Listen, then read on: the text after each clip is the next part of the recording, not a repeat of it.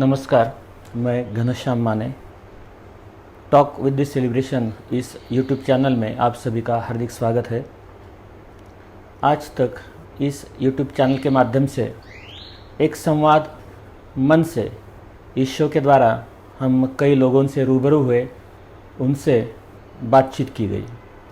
लेकिन आज से हम और एक शो चालू कर रहे हैं और आज से जो शो शुरू हो रहा है उसका नाम है आसपास। इस शो में मैं आपसे कुछ बातचीत करूंगा और किस विषयों पे बातचीत हो जाएगी, उस विषयों पे बातचीत होगी जो भी हमारे आसपास घटते रहते हैं। इसके अंदर आज हम नीट पे बात करेंगे और आज की जो बातचीत आपसे होगी वो एक प्राइमरी लेवल की बातचीत होगी।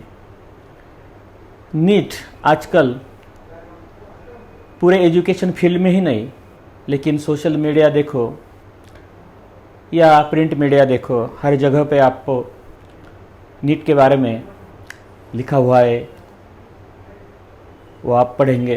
नीट के बारे में बोला जाता है, वो आप पढ़ेंगे। तो इसी के बारे में आप थोड़ी सी आज चर्चा करेंगे। पहली बात तो ये कि नीट के द्वारा क्या होता है, तो कल के जो डॉक्टर है उनके लिए जो कोर्सेज अवेलेबल है इंडिया में, उस कोर्सेज में एडमिशन लेने के लिए नीट एग्ज़ाम होती है। ऐसा कहा जाता है कि नीट एग्ज़ाम दुनिया के सबसे डिफ़िकल्ट एग्ज़ाम में से एक है।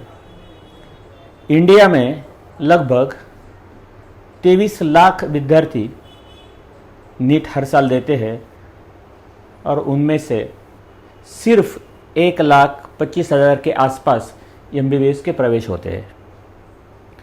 और इस नीट एग्ज़ाम के लिए 4-6 साल सिर्फ विद्यार्थी ही तैयारी नहीं करता, तो उसके साथ उसके जो पालक होते हैं, जो स्कूलों में वो विद्यार्थी पढ़ते हैं, जिस कोचिंग क्लास में वो विद्यार्थी पढ़ते हैं, ये सब मानो कि नीट की तैयारी करते हैं। तो पहली बात तो ये कि नीट के लिए लोग इतने अट्रैक्शन में क्यों रहते हैं, इसके बारे में हम सोचेंगे। ये जो व्यवसाय है, ये जो सेवा है हेल्थ सेक्टर की, ये जो डॉक्टर बनते हैं ना, इस प्रोफेशन को एक अलग ही ग्लैमर है। ये तो पहली बात है, इसलिए हर कोई चाहता है कि मेरा बच्चा डॉक्टर बन जाए। दूसरी बात, कई लोगों की वो पैशन होती है। तीसरी एक बात और है कि अगर आप MBBS MD करते हैं, DM करते हैं, स्पेशलिस्ट सुपर स्पेशलिस्ट बनते हैं, तो केवल भारत में ही नहीं, दुनिया के अनेक देशों में आप सर्विस कर सकते हैं। आप सब लोग जानते हैं कि सिलिकॉन वैली में बहुत सारे इंडियंस हैं, इंडियन इंजीनियर्स हैं, और वो सिलिकॉन वैली चलाते हैं। यानी कि दुनिया को हमने बहुत अच्छे तरह के इंजीनियर्स दिए हैं। लेकिन बहुत कम लोग जानते हैं कि US और UK में, यूरोप कंट्रीज़ में भी बहुत सारे ऐसे मेडिकल प्रोफेशनल्स हैं कि जो इंडियंस है और उनका बहुत ही जाना माना नाम है।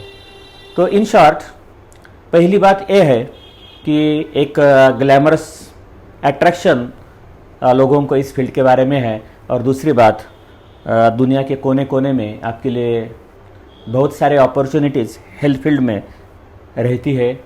तीसरी बात, अगर आप में हुनर है तो आपकी कमाई भी बहुत अच्छी तरीके से होगी। चौथी बात, आप उसे सेवा के रूप में अगर देखते हैं तो टीचर के साथ साथ उनकी सेवा भी एक हेवनली सर्विस मानी जाती है। और इस सभी वजह से नीट के ऊपर सबका ध्यान होता है।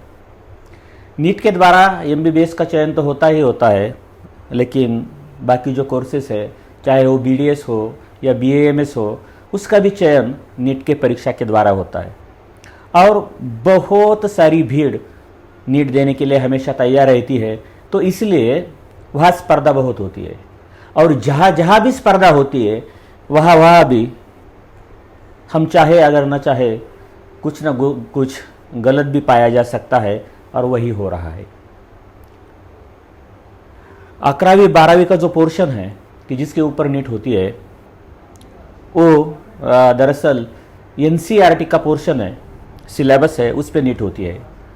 और ये जो देहाती लड़के हैं जो सीबीएसई नहीं अडॉप्ट कर पाते हैं, जो एनसीईआरटी के स्कूलों में नहीं जा पाते हैं, उनके लिए ज़्यादा संभ्रम अवस्था तैयार हो जाती है, क्योंकि वो पढ़ाई करते हैं स्टेट के सिलेबस के जरिए, और आपको एग्ज़ाम जब देने की बारी आती है तो वहाँ तो आपको स्टेट का नहीं तो एनसीईआरटी का सिलेबस लेना पड़ता है।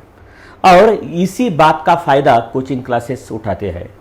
आप जब भी सक्सेसफुल स्टोरीज सुनेंगे, देखेंगे नीट के स्टूडेंट्स के, तो आप पाएंगे कि उनमें से बहुत थोड़े लोगों ने घर में रह के स्टडी किया है और वो सक्सेसफुल हुए, बाकी उनको क्लासेस ही लगाने पड़ते हैं।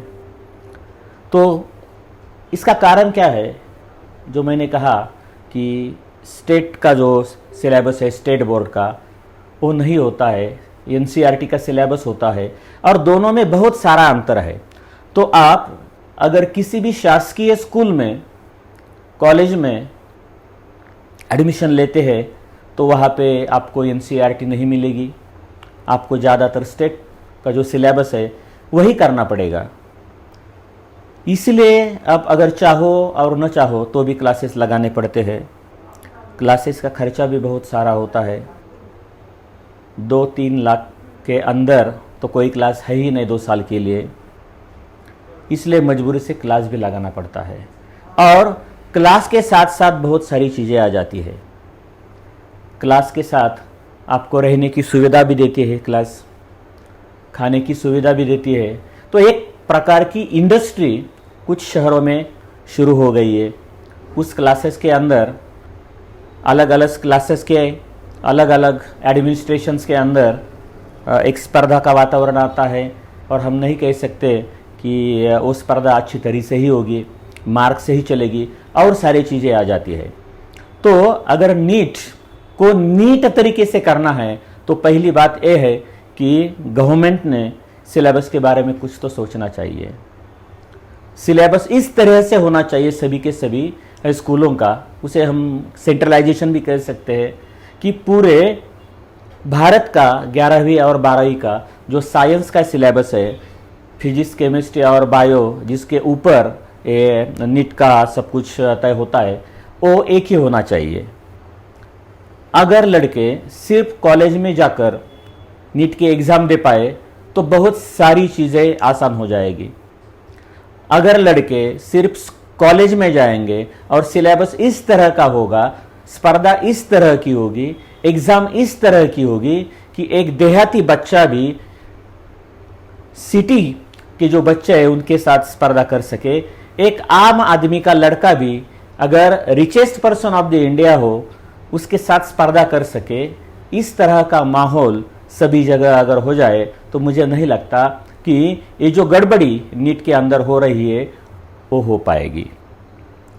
तो पहली बात तो यह है कि ये जो स्टूडेंट्स है, ये जो उनके पेरेंट्स है, ये जो सोशल फोरम्स है, उन्होंने सरकार की तरफ अपील करनी चाहिए कि ये सब का सब, ये जो स्तर है शिक्षा का 11वीं 12वीं का, साइंस का, जिसके ऊपर नीट है, तो वो सभी के लिए एक ही तरह का होना चाहिए। किसी देहाती लड़के के लिए स्टेट बोर्ड के साथ साथ उसे एनसीईआरटी की तैयारी न करनी पड़े, स्टेट बोर्ड की करनी ही न पड़े, एनसीईआरटी की करनी पड़े। एक तो सिलेबस अलग अलग है, और दूसरी बात यह है कि ये सब ऑब्जेक्टिव एग्जाम होती है। तो ऑब्जेक्टिव एग्जाम की जो तैयारी है वो ये जो शासकीय स्कूल्स कॉलेजेस है वहाँ पे इतनी नहीं की जा सकती, उसके लिए क्लासेस ही ज्वाइन करना पड़ता है। तो कॉलेज भी कुछ कर सके नीट के लिए, इसलिए मैं बार बार उसी बात पे आ रहा हूँ कि सिलेबस के बारे में कुछ तो सोचना चाहिए। ये हुई एक बात। दूसरी बात यह है कि वेल मैनेज्ड सब कुछ कॉलेज स्तरों पर कॉलेज ने भी करना चाहिए कि कुछ ऐसा करे वो भी, उनका एडमिनिस्ट्रेशन भी, कि बच्चे लोगों को क्लास ज्वाइन करने की ज़रूरत ही नहीं पड़े। एक और प्रवाह है कि जिस तरह से JEE की मेन और एडवांस दोनों की दोनों एग्ज़ाम्स वो ऑनलाइन होती है, अगर वो ऑनलाइन हो गई तो ये जो बाकी चीज़ें आज हम सुन रहे देख रहे वो नहीं होंगे, लेकिन उसके ऊपर हम बात नहीं कर सकते क्योंकि सुप्रीम कोर्ट ने भी कहा है कि एग्ज़ाम जो है ये ऑनलाइन नहीं होगी। तो अगर ऑनलाइन नहीं होगी, अगर फिजिकल रूप में ही स्टूडेंट्स को एग्ज़ाम देनी पड़ रही है, तो उस क्वेश्चन पेपर के सेटअप से लेकर उसकी डिस्ट्रीब्यूशन तक और उसके रिजल्ट तक, इस सभी की सभी जो बातें हैं, इस पर गवर्नमेंट ने अपना अंकुश रखना चाहिए। मैंने बीच में एक चाइना की जो बहुत इम्पोर्टेंट एग्ज़ाम है उसके बारे में देखा, तो उसके बारे में वो देखकर सुनकर मैं चौंका गया कि उस एग्ज़ाम को पूरी तरह से लश्कर ने अपने हाथ में लिया हुआ है, ऐसा लगता है। जिस तरीके से वीआईपी लोगों की सुरक्षा की जाती है, उसी तरीके से एकदम स्ट्रिक्ट डिसिप्लिन के अंदर उस पूरी की पूरी एग्जामिनेशन जो है उसका संचालन होता है। तो ये जो नेशनल टेस्टिंग एजेंसी है, इसने भी सोचना चाहिए कि ये जो एग्ज़ाम है कि जिसके ऊपर हम कल के डॉक्टर्स दे रहे हैं, जिस एग्ज़ाम के लिए लड़के ही नहीं उनकी पूरी फैमिली, आसपास का पूरा माहौल ये जो काम कर रहा है, अपने 4-6 बरस लगा रहा है, ये सब बातें देखकर उन्होंने भी कुछ तो एक्शन लेनी चाहिए और इसमें ज़रूर चेंज लाना चाहिए।